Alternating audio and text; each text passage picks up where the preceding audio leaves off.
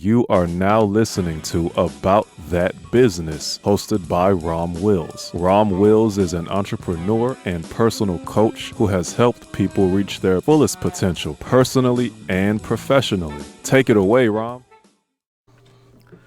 Welcome to Rom Wills About That Business. Check out Undercover Billionaire. Now, there's a show I'm checking out on the Discovery Channel. It's called Undercover Billionaire. There's a link for it in my description box. And wait, hold on a second. Okay, I had to write a link. I had to write down to put a link in because I'll do this sometimes, forget to put the link. But Undercover Billionaire, there's a billionaire. His name is Greg Stearns. And I forgot the name he used in the show, but his whole thing was he felt like he took a bet, $1 million bet that he could create $1 million business in 90 days. And to do so, he didn't come from the billionaire point of view, but he came from that of somebody who didn't have much. Now, he started out with $100 and in a pickup truck. $100 in a pickup truck. And the first episode was interesting because he figured he needed $3,300 to live for 90 days. Because one of the things he talked about, and I'm going to talk about this, the whole survival mode thing in my next podcast. But he felt that if you're in survival mode, you can't really think to do stuff. So he said, okay, the first thing he needed to take care of was that a place to stay. He in the area he was in, he was put down in Erie, Pennsylvania. So he checked out the expenses and everything and said, okay, if I got this much, I can live comfortably. So his first week there, he was just the first episode was him trying to find something to make money. And didn't really work out that way the first week. He didn't make that $3,300 in that first week. But what he did was some little stuff. Now, he started out with $100. He bought some little food. He was living on some ramen noodles, living in his car for a bit. And one of the things, as he's going on, he's saying he first got to build up that money. Now, one of the things I like about it, I want y'all to check it out, is he's giving a lot of game on how to build something from scratch. Now, think about it. He's doing this. Now, I have some slight criticisms of it. And I'm going to get into that in a second. But he was able to, as of the second episode, he was able to build up enough money to live. And now he's on his way to that $1 million or that $1 million company. He's on his way. And it's cool. I want y'all to check it out because of what he's doing. Because he had to basically, because he does something which I would strongly suggest anybody does. He ain't just spend money willy-nilly, but every penny. If he spent money on something, it was an investment. There was a point in the first episode, he bought a bunch of balloons for St. Patrick's Day and was selling them to make some money. He spent some money to get the balloons for like 60 cents each and was selling them for $5 each, as well as some other stuff. So that was an important lesson right there.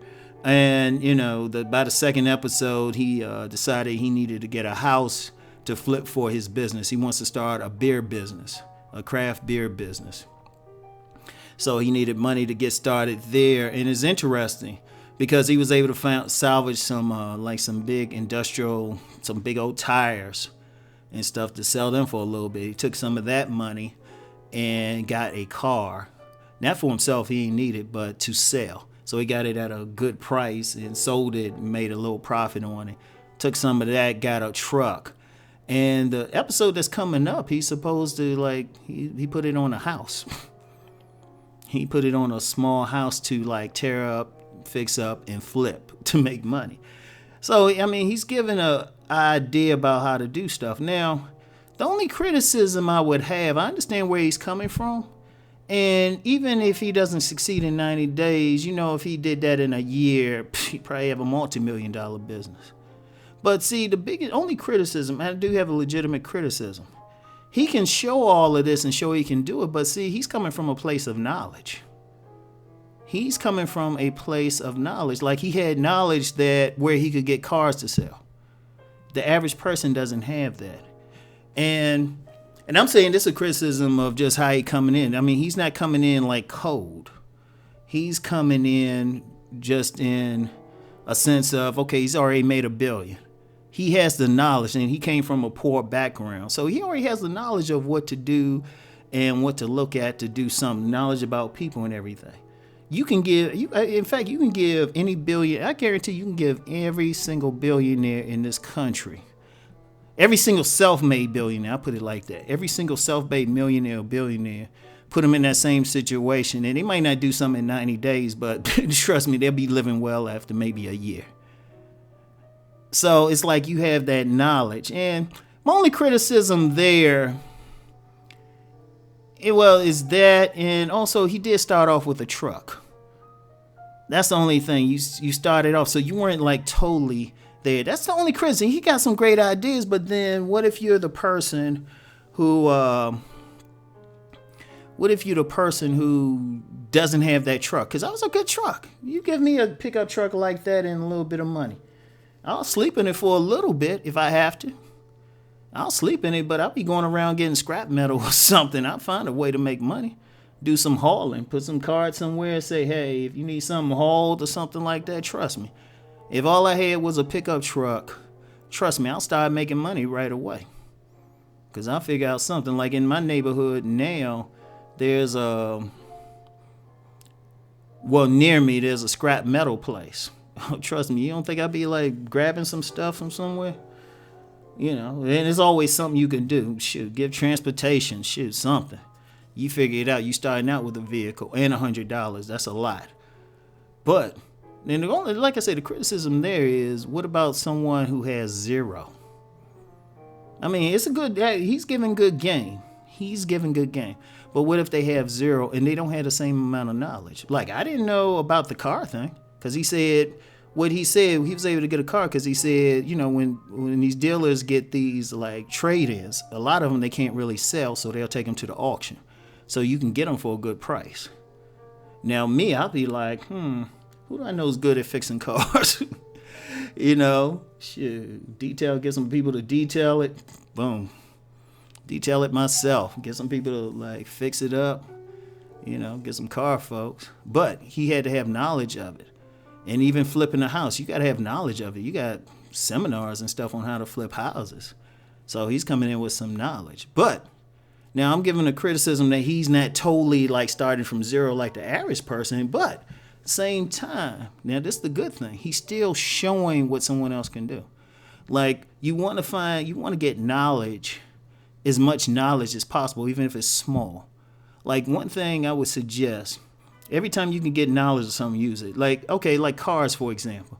I've been able to buy 2 cars with nothing down in my life.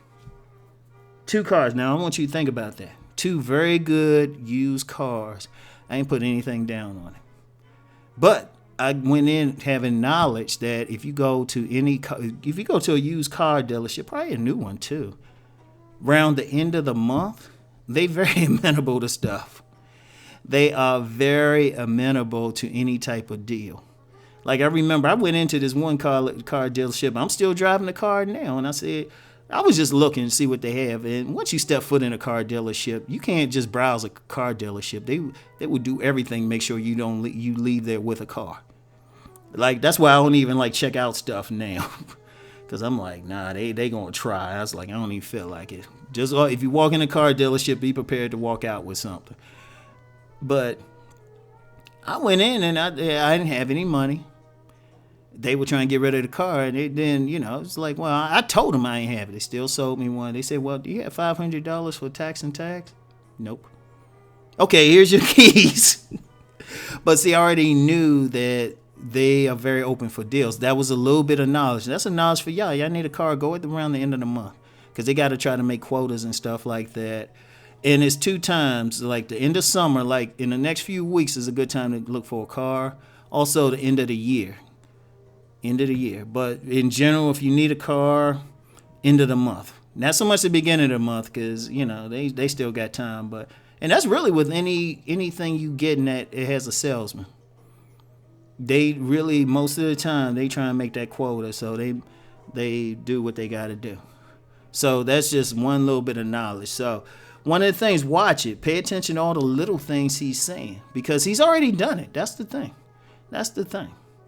And like I said, even my little criticisms was more like, yeah, but everybody ain't starting from zero. Now it'd be more interesting if they just dropped him off somewhere with no money. That would be interesting if you could build up there.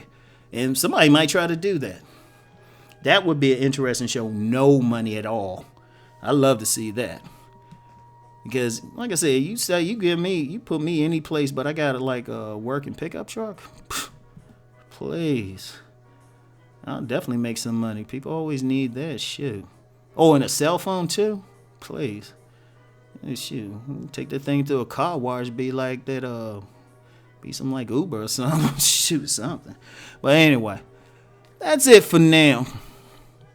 I'll talk to y'all later. Peace and blessings. Oh, damn. I'm forgetting which videos I'm on. Let's go make that money.